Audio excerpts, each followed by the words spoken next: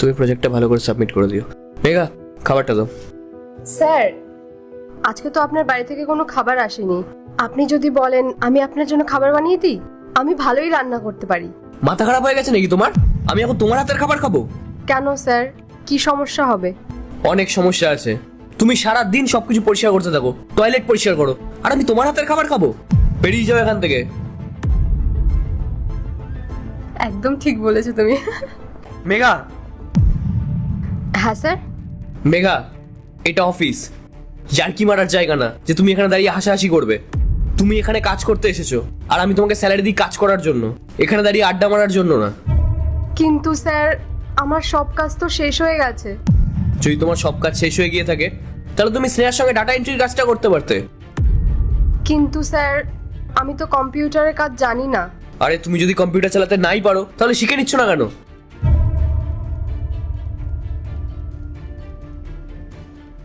Sir, আমি আপনাকে কিছু বলতে চাই। হ্যাঁ বলো। স্যার, আমি সরকারি চাকরি পেয়েছি রেলওয়েতে। আপনি যদি কিছু টাকা দিতেন, তাহলে আমি টিকিট কেটে ওখানে জয়েন করতে পারি। কংগ্রাচুলেশনস মেঘা, খুব ভাগ্য করে মানুষ সরকারি চাকরি পায়। Thank you. তুমি ওকে এমন ভাবে কংগ্রাচুলেট করছো যেন কোনো বড় ডিএম হয়ে গেছে। রেলের চাকরিই তো পেয়েছে, কি করবে ওখানে গিয়ে? সে তো বাথরুমই পরিষ্কার করবে। আর তুমি তুমি কি যেন বললে? টাকা দিতে? 1 টাকাও দেবো না আমি তোমাকে। স্যার, আপনি আমাকে টাকা দেবেন না ঠিক আছে, কিন্তু এভাবে খারাপ কথা বলবেন না। খারাপ কথা বলার জন্য না, বুকে দম লাগে। আর তোমার মতন মেয়েদের এই সমস্ত কাজকর্ম করাই মানায়। স্যার, আমি মানছি আমি ছোট কাজ করি, কিন্তু যতটুকুনি কাজ করি আমি মন দিয়ে কাজ করি। আর আপনার আপনার কখনোই আমার কাজ পছন্দ হয় না। আর সত্যি তো এটাই, আমি যত ভালো করেই কাজ করি না কেন, আপনি কখনোই সন্তুষ্ট হন না। সব থেকে ভালো এটাই হবে, আমি এই কাজটাই ছেড়ে দিই। স্যার, আমি চলে যাচ্ছি। আরে হ্যাঁ, তো যাও না, কে আটকে রেখেছে তোমাকে? আর শুনে রাখো, আজকের পর থেকে তোমার মুখ আর আমাকে দেখাবে না। আর যদি মুখ দেখানোরই হয়, তাহলে যদি জীবনে বড় কিছু হতে পারো, তারপরে এসেই দেখাবে। Get lost.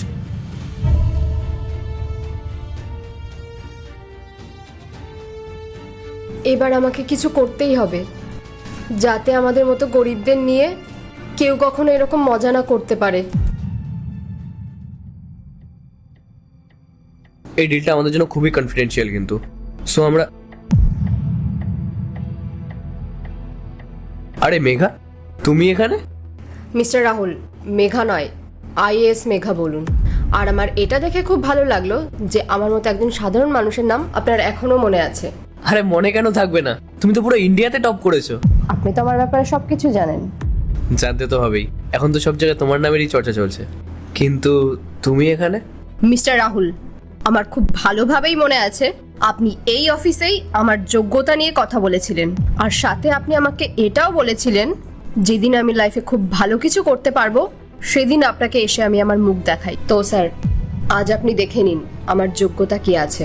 আর আজ আমি এখানে এই কারণে এসেছি যাতে আপনাকে আমাকে করা অপমানের যোগ্য জবাব দিতে পারি। Megha, stop it. তুমি স্যারের সাথে এভাবে কথা বলতে পারো না। তুমি চুপ থাকো। স্যার যখন আমাকে অপমান করতো তখন তো তুমি চুপই থাকতে, আর আজ এসেছো স্যারের হয়ে কথা বলতে। মেঘা, তুমি অনেক বড় কথা বলছো। তুমি আর যা কিছু হয়েছো না, সবটাই স্যারের জন্য হয়েছো। তুমি কি বলতে চাইছো? আমি তো কিছু বুঝতে পারলাম না। স্যার, আপনি তো কখনো কারোর মধ্যে ভেদাভেদ করেন না, তাহলে ও যখন খাবার বানানোর কথা বললো আপনি মানা করলেন কেন? স্নেহা, মেঘা খুব ইন্টেলিজেন্ট একটা মেয়ে, ও জীবনে অনেক বড় কিছু করতে পারে। ও এখানে থেকে সারাক্ষণ পরিষ্কার পরিচ্ছন্ন কাজ বাজ এইসব নিয়েই পড়ে থাকে। আরে ও যদি সারাদিন এইসব নিয়েই পড়ে থাকে, তাহলে ভবিষ্যতে আগে এগোবে কি করে? স্যার, ও যদি কম্পিউটার চালাতে না পারে তাহলে কেন বলছেন আপনি ওকে? স্নেহা, ও যদি এইভাবেই গল্প করতে থাকে না ফোনে, তাহলে ও খারাপ সঙ্গে পড়ে যাবে। আর ও যদি এই কম্পিউটার চালানো শেখে, এই কাজকর্মগুলো শেখে, তাহলে ও জীবন অনেক দূর এগোতে পারবে, ভবিষ্যতে কিছু করতে পারবে। স্যার, ও তো এখন গভর্নমেন্ট জব পেয়েই গেছে, তারপরেও আপনি ওকে অতগুলো কথা শোনালেন কেন? স্নেহা, আজকে আমি ওর সঙ্গে যা যা করলাম না, সেটা আমি ওর ভালোর জন্যই করেছি। আর যদি ওকে আমি এরকমভাবে না বলতাম, তাহলে ও সারা জীবন এই চাকর বাকরের কাজই করে যেত, এই সুইপারের কাজই করে যেত। সত্যি কথা বলতে স্নেহা, ভালোবাসার ভাষা না কেউ বুঝতেই পারে না। ওই জন্যই আমি ওর সঙ্গে এরকম রুডলি ব্যবহার করলাম।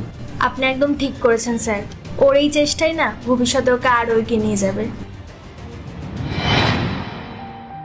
আই এম সরি স্যার, আমি আপনাকে বুঝতেই পারিনি, আর আমি নিজের অপমানের বদলা নিতে চলে এসেছি। আপনি প্লিজ আমাকে ক্ষমা করে দেবেন। আরে না না স্নেহা, তুমি ক্ষমা কেন চাইছো? আর আমি জানি তুমি এইসব কিছু মন থেকে করনি।